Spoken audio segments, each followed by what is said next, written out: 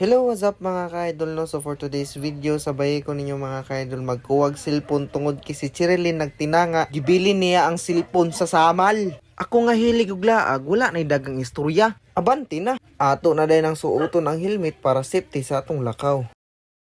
So naa ta diri sa saksa mga ka-idol no. Ug hulaton na lang nato ning badge mga ka-idol no para makasakay na ta. Kay basin lahi akong sakyan. Charot. So nakasakay na tag barge mga ka-idol no. So nindot yung kinig-view ang samal mga ka-idol no. Sa mga wala nakaadtog samal mga ka-idol no. Adto na mong samal mga ka-idol. Siyempre patisoy po tagamay mga ka-idol no. I-feel na ko ba nga walay dragon sa akong tapad. Kapoy na ko paabot mga ka-idol ba. Langoyon ko ni ron. Charot! Kanus na pa kani mataudag tulay ang samal no. Naong sa nalipay nga nakalagbe. Nakatabok na tagsamal mga ka-idol no og nihapit na sa Walos Pizza kay para mo order og Hawaiian pizza para ihatag sa ilaha. Let's go!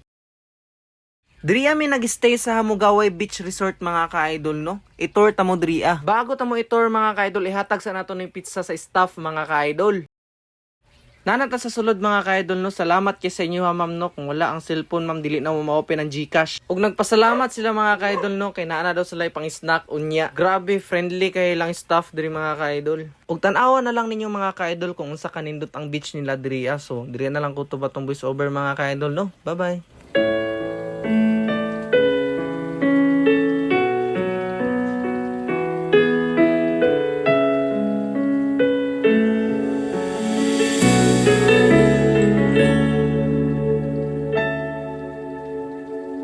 Yun mga ka-idol no, so diri na lang ko to batong vlog mga ka-idol no. Bye-bye.